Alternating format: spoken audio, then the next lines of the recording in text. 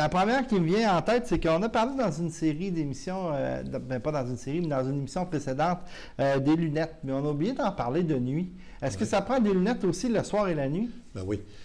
On a parlé des lunettes, que c'est obligatoire depuis 2 ans. La seule exception qu'il peut avoir, c'est dans une zone de 50, tu n'es pas obligé de déporter. Bon, j'ai essayé de trouver une raison logique qui aurait à ça. Ce que je vois, c'est que peut-être qu'à cause du full face, qui est une visière, si tu passes dans une zone de 50, là, la visière fermée, il fait très chaud. Fait que probablement qu'ils ont laissé une petite porte de sortie, là, puis de toute façon, la vitesse n'est pas élevée à ce moment-là. Dans une zone de 50, tu n'es pas obligé d'avoir des lunettes. Bien sûr, le jour, on porte des lunettes fumées, ça va de soi, excepté que si vous avez des lunettes qui sont ajustées pour votre vue, ça, c'est libre à vous de conduire avec celle-là. Par contre, il ne faut pas oublier que le soir, si vous êtes quelqu'un qui voyage beaucoup ou qui revient tard en soirée, de conduire avec des lunettes fumées le soir, c'est pas tout à fait de mise. Il fait déjà noir. Une moto, il y a juste un phare à l'avant. Fait que d'avoir une autre paire de lunettes, des lunettes claires en fait, pour le soir, bien, ça serait bon d'y penser puis d'avoir ça. Parce que de conduire avec des lunettes fumées, c'est un peu comme les automobiles qui ont des vitres teintées. Le soir, ils ont encore leurs vitres teintées. Puis il y en a beaucoup qui ont des vitres teintées. Et puis, c'est illégal. Tu n'as pas le droit d'en avoir à l'avant du véhicule, ni à côté du conducteur et du passager. Les portières arrière, ils peuvent avoir des vitres teintées. La vitre arrière peut avoir une vitre teintée aussi. Si jamais la vue est obstruée à l'arrière d'un véhicule, vous auriez du stock sur le banc en arrière, vous ne voyez rien en arrière. Ce que le code de la sécurité routière oblige, c'est d'avoir 2 rétroviseurs extérieurs. Mais tous les véhicules en ont, puis les motos aussi. C'est obligatoire d'avoir 2 rétroviseurs extérieurs. Mais là, on a glissé sur les vitres teintées. Ça, c'est vraiment à cause que pour une motocycliste, c'est important d'avoir le contact visuel avec oui. Pour nous autres, c'est pas un plus, parce que je vous ai dit, en moto, c'est primordial, vous ne faites pas confiance à personne. Fait que vous passez sur la route, il y a un véhicule qui arrive, il sort d'une entrée d'un commerce, peu importe, il sort d'une rue ou d'une entrée privée, sur le côté de la route, puis vous dites, ben, tu sais, je ne fais pas confiance, il m'a-tu vu, il ne m'a pas vu. Tu essaies de le voir, de communiquer avec les yeux à travers sa vitre de conducteur, puis tu ne vois même pas le visage parce que sa vitre a été teintée. Elle est illégale automatique. Quand tu ne vois pas la tête, là, si tu avais un photomètre pour vérifier, tu verrais que tout de suite, c'est illégal parce qu'elle est trop teintée. OK. Fait que c'est pas l'idéal pour nous autres, là, les vitres teintées là, d'un automobiliste. Non, effectivement. Je reviens la nuit. On parlait d'une situation que tu as peut-être déjà vue. C'est justement, il y a un accident qui se passe de nuit.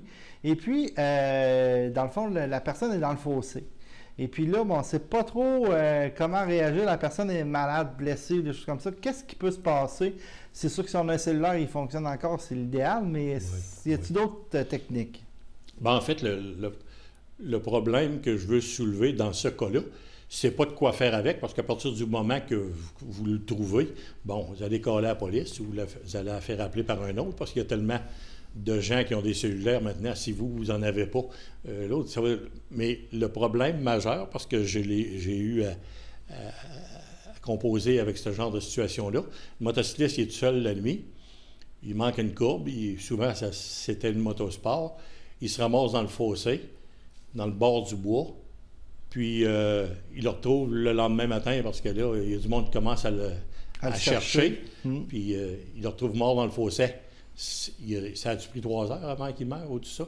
Fait qu'à ce moment-là, s'il n'était pas décédé sur le coup, mais qu'il était handicapé, parce que, bon, une jambe de cassée ou sonnée, pas à peu près, il y a un petit moyen qui peut l'aider, qui peut mettre en pratique, mais encore là, il faut le savoir, il faut y avoir pensé d'avance. Vous êtes dans le fossé, puis vous êtes blessé gravement, vous n'êtes plus capable de bouger. Vous avez beau crier, quand il passe une automobile, il ne vous voit pas puis il ne vous entend pas.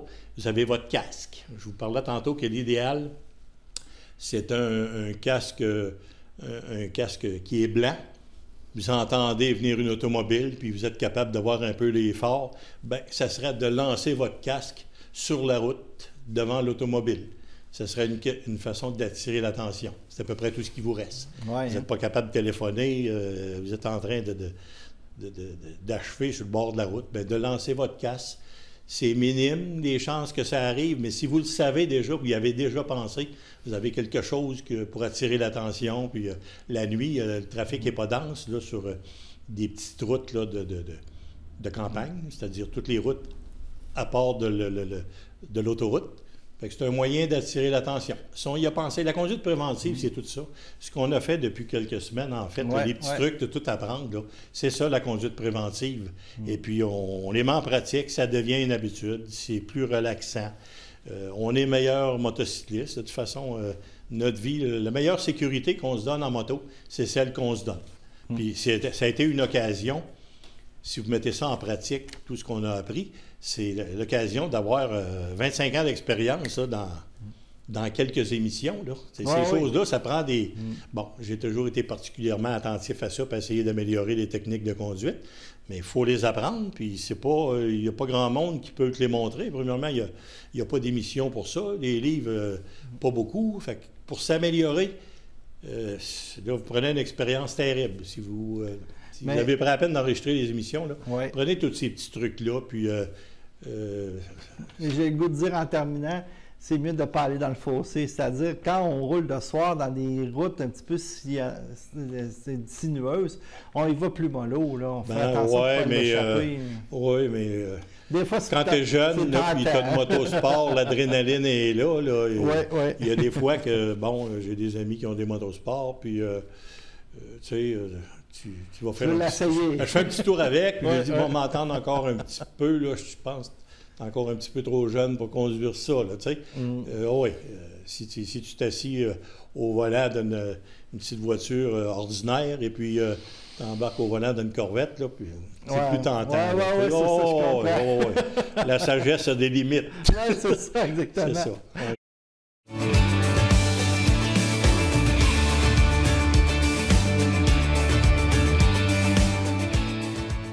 Donc, explique-nous, ça, c'est un petit peu comme on pourrait vous dire un petit peu celle de Sainte-Catherine, là, qui est dans le coin du Casse-Croûte par Côte. Là. Oui.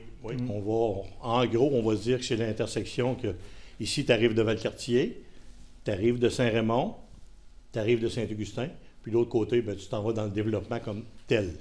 Je vais vous donner en gros de quelle façon qu'on doit se comporter avec une intersection semblable, qui peut être n'importe quelle intersection. Oui. Mais ce n'est pas nécessairement celle-là, parce que les feux de circulation ne sont pas pareils. OK.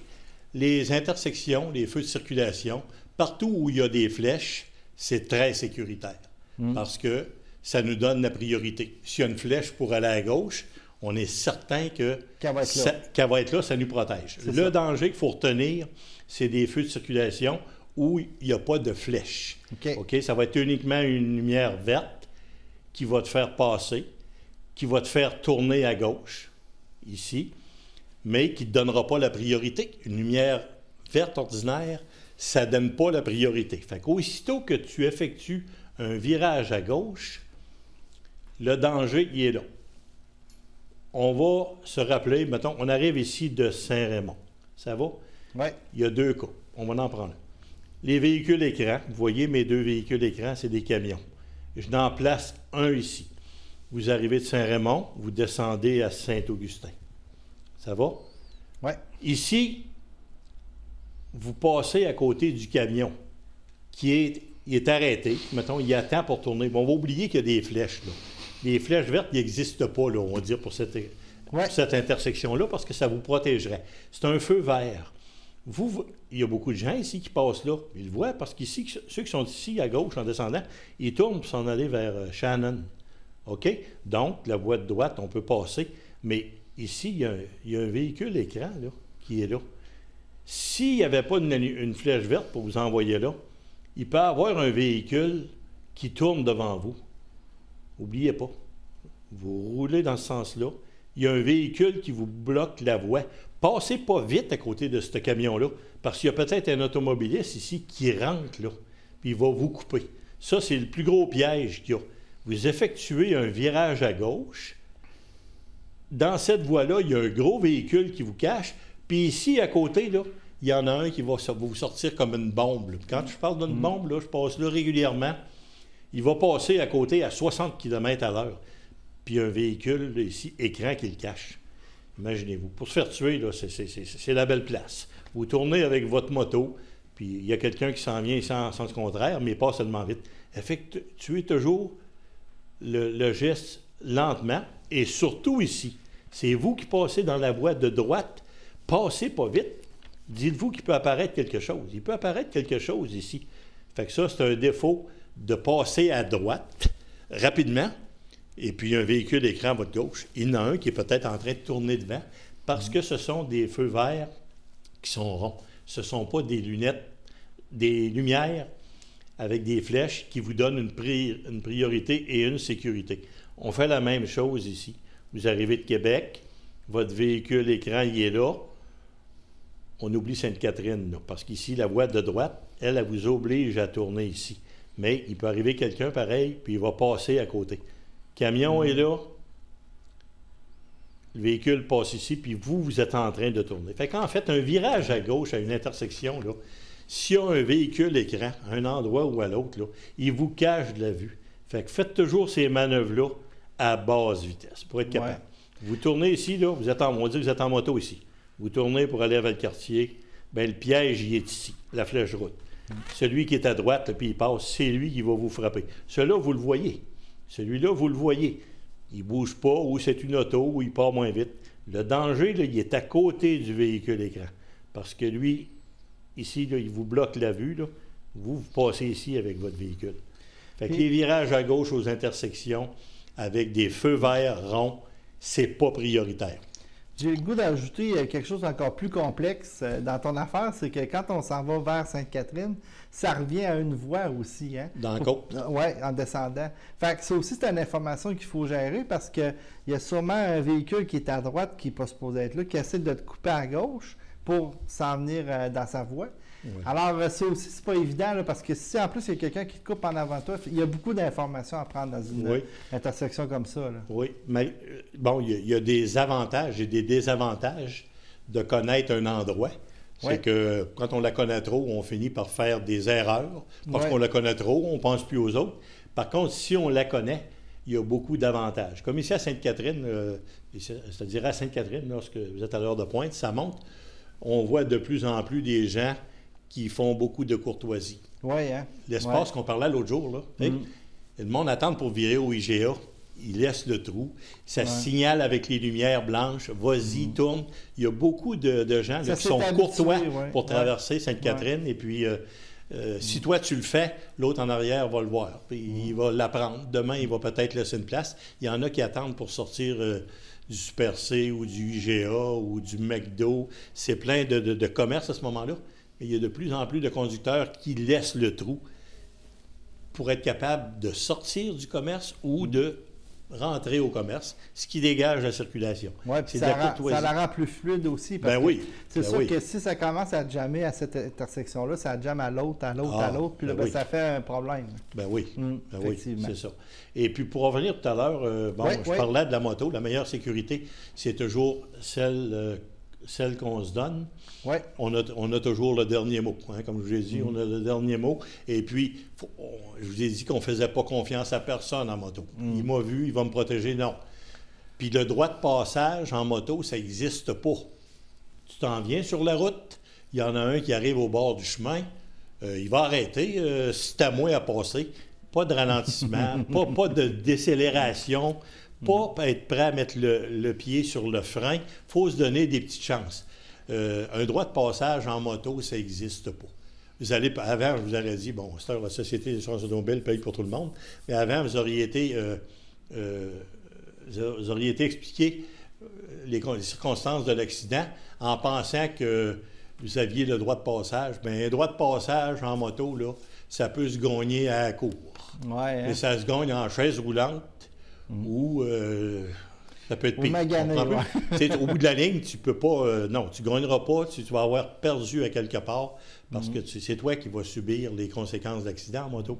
Zéro protection. Mais je pense qu'on l'a répété beaucoup dans la série. Conduire pour les autres, c'est gagnant. C'est ça. C'est gagnant, définitivement. C'est gagnant. C'est notre vie qu'on protège en premier. Ben oui, c'est ça. Oh oui.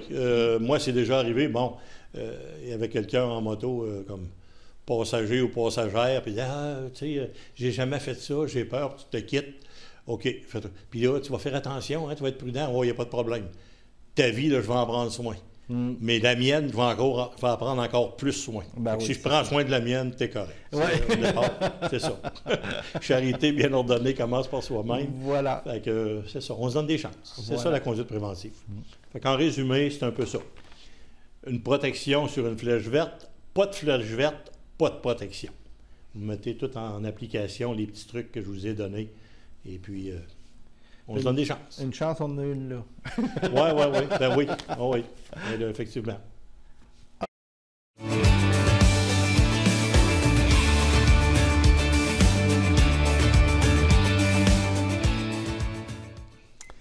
OK, mon cher Valmont, on s'en va maintenant à l'accordéon. Fait que tu vas nous expliquer ça. C'est pas de la musique. Non. Faut faire attention. C'est ça. Ceux qui roulent en groupe, c'est surtout des groupes de motos. Parce que les autres véhicules, c'est plus rare un peu. Bon, ça va rouler en groupe. Puis, comme je vous ai expliqué dans les premiers cours que j'ai donnés, au niveau de la SAAC, ils ont oublié d'inclure un maximum de motos dans une formation. Moi, j'ai conseillé 5. J'ai expliqué pourquoi dans l'autre émission, là. Que ça pouvait être un maximum, ce que la Fédération a accepté par après. Mais selon la loi, on peut faire encore 25, 50 motos ensemble. Il n'y a pas de problème. Il y a des problèmes, des choses qui sont dangereuses, mais c'est accepté. Ils ont oublié de la mettre. Bon, on va dire qu'on roule avec une gang de, on va dire 5, là, mais on va en mettre un peu plus parce que 15, c'est pas rare. Ils sont 15 qui roulent en moto. Et puis, à un moment donné, il y a le fameux accordéon. On va prendre un exemple. Ici, on sort d'une rue, OK? La zone est de 50 dans ce sens-là. C'était la même affaire. La lumière est verte, on va dire, pour ne pas avoir besoin à arrêter. On tourne le coin de la rue, et puis là, on est dans la zone de 50. On y va lentement, lentement. Ici, on s'imagine que c'est très long, là. On va aller dans une zone de 90, mais on va dire qu'elle est plus longue. Tout le monde tourne ici. Déjà, si vous commencez à rouler trop vite, vous tournez le coin à 20 km. Déjà, si vous montez ça à 50, là, les premiers, ils vont aller plus loin. En arrière, vous allez courir. Mettons que vous êtes 15-20 motos, c'est certain qu'ils vont courir. Après ça, vous êtes rendu sur cette route-là. On va dire que tout le monde route à 50. Vous faites encore 1 km. Et à un moment donné, la zone de 50, on va dire, elle se termine ici. Le leader en avant. Le premier problème d'accordéon qui peut survenir, c'est à cause du leader.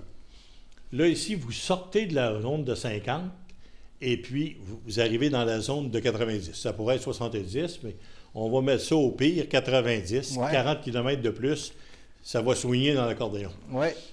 Puis là, le leader, lui, aussitôt qu'il arrive dans cette zone-là, ce qu'il doit faire, là, c'est monter graduellement, lentement, vers la zone de 90, puis pas aller vite. Continuer. En fait, il devrait continuer à rouler son 50 km, là, même s'il est rendu dans la zone de 90, tant que son dernier motocycliste n'est pas sorti de la zone de 50. Lorsque le dernier motocycliste, vous êtes 10, 15, 20, sort de la zone de 50, là, vous commencez à y donner un peu plus, graduellement, pas à la planche. Si vous faites ça à la planche, le 6e, le 10e, le 15e, ça va être terrible comment ça va être dangereux. Montez ça graduellement à votre 90 km. Toujours faire ça. Le secret, pour pas qu'il y ait d'accordéon au départ, causé par le guide, le leader, c'est que tu attends que ta dernière moto de ton groupe soit sortie de la zone dans laquelle tu roulais. C'est une zone de 50, une zone de 70. Attends que ton dernier motocycliste sorte de la zone pour monter ta vitesse au 90. C'est la façon, ça va se faire plus en douceur, mais là, il n'y a pas le danger. Parce que sans ça, imaginez-vous, là, on met ça au pire. Le leader, il sort de la zone de 50, c'est 90. Une moto, c'est puissant, ça. Il pèse là-dessus, puis il va te chercher le 90 tout de suite. Le deuxième, lui, déjà, il a pris de l'arrière. Le troisième, il a pris de l'arrière. Là, quand ça va être rendu au 15e qui va sortir de la zone de 50, là, ça va être terrible comment ils vont être rendus loin en avant, parce que les autres, là, un exemple, mettons la dernière moto sort de la zone de 50. Vous êtes 20. On va dire ça fait 1 minute que vous avez sorti de la zone de 50, puis vous avez grimpé ça à 90. Vous avez pensé comment vous êtes rendu loin, puis tous les autres courent après vous. Fait que le dernier, là, lui, là, lorsqu'il sort de la zone de 50, puis vous êtes parti à 90, lui, ça fait une minute qu'il roule à 90, puis vous étiez en cours dans la zone de 50. Vous voyez l'accordéon? Oui. Puis pour ceux qui l'ont fait en gang de même, là, vous savez ce qui va se passer quand vous allez rejoindre la gang à 90 en avant. Vous allez arriver à 140, là. C'est pas rare, ça, là. 130, 140, là, je l'exagère, mais ça se fait. Pourquoi? On retient juste une chose. Vous êtes leader, vous sortez de la zone, vous continuez à rouler la vitesse de la zone que vous étiez tant que votre dernier motocycliste n'a pas franchi ça. Lorsqu'il a franchi, puis il y a beaucoup de motos aujourd'hui avec leur équipement qui ont des CB, tu peux même le caler, qui garde, OK, je suis sorti. Là, le leader, il est supposé d'augmenter sa vitesse pour aller chercher son 90, mais pas aussitôt qu'il sort du 50, puis aller chercher le 90. Ça, c'est la pire des accordéons que vous pouvez avoir, là. C'est ça. Lorsque vous tournez un coin, n'oubliez pas, vous tournez à 20. Déjà, de monter à 50, l'accordéon, on va commencer. On y va graduellement, on emmène notre gang avec nous autres, mais de tourner puis de gratter ça. Autrement dit, là, un leader, là, mettez pas celui qui marche au Ritalin, là, c'est pas l'idéal. Prenez-en un plus cool, plus expérimenté. Le plus expérimenté, c'est ça. Plus calme. J'ai le goût de vous dire aussi qu'il n'y a pas nécessairement d'auto dans ton affaire. Tu n'as pas parlé d'auto, mais souvent, dans une formation de 15, il y a des autos qui vont s'insérer au travers. Fait que si ça embarque là-dedans... Ben là, puis justement, il peut y avoir des autos au travers de ça. Puis rappelez-vous, là, le danger que je vous ai dit, il n'y a pas de limite maximum pour faire un groupe de motos. C'est terrible le danger que ça peut comporter. Imaginez-vous sur une route à circulation dans les deux sens, là, comme ici. Là. Vous passez à Pont-Rouge ou à Sainte-Catherine, la 365 et la 367. Vous mettez des autos là, qui décident de vous doubler en arrière, puis ils pensent que vous êtes juste 7-8 motos. Mais non, il y en a 25 qui est en train de vous doubler. Là. À quelle place il va rentrer? C'est extrêmement dangereux. Peut-être qu'un jour, la SAC, ils vont finir par comprendre que une grosseur de véhicule sur la route, là, il y a un maximum. Là, ils le font pour les camions. C'est à de telle longueur qu'on ne va pas plus grand que ça. Fait qu'on se fasse un véhicule, nous autres, avec 20 motos, là, un arrière de l'autre, ça fait un véhicule qui est long, pas à peu près. Ça comporte des dangers. Puis en terminant ce chapitre-là, j'ai quasiment le goût de dire, quand vous êtes plus que 5-6, mettez-vous un dossard au début puis un dossard à la fin. Pas ça, là, peu importe la formation, d'en avoir un leader à l'avant, avec un autre à l'arrière, avec un dossard ou quelque chose de fluorescent. Ça sera toujours bon parce que ça identifie votre groupe. C'est ça. Un dossard en avant, un dossard au 5e en arrière, ça le montre que c'est votre groupe. Fait qu'à ce moment-là, puis on marche un petit peu plus serré. Une formation trop serrée, à haute vitesse, ça comporte certains dangers. Si M. Chevreuil décide de traverser la route. Par contre, une formation trop longue, c'est un autre danger. Il y a des véhicules qui vont passer à côté de vous, puis vous êtes tellement loin dans votre zigzag qu'il va pouvoir rentrer là. Puis s'il est mal pris, c'est sûr qu'il va rentrer. Mais s'il n'est pas mal pris, il peut peut-être se tasser devant vous autres. Fait qu'une formation de 5 motos là, qui aurait 300 pieds de long, là, ça ne marche pas. Ça marche pas. Marche en file indienne à ce moment-là. Au moins, tu délimites que vous êtes tous des solitaires, puis le véhicule peut s'insérer au travers. Mais vous faites un zigzag qui est trop long. Les autos peuvent embarquer au travers, puis là, bien, ça va chialer puis de chaque bord. Là. Le motocycliste, tu t'avoues pas la formation? Non, elle est longue un peu, la formation. Fait qu'on se donne des chances. De l'expérience gratis. Effectivement. En 2 minutes, on a appris peut-être quelque chose que ça aurait pris 10 ans à chercher. C'est ça. L'expérience des autres, ben, c'est bon. C'est un cadeau qu'ils nous font. Effectivement.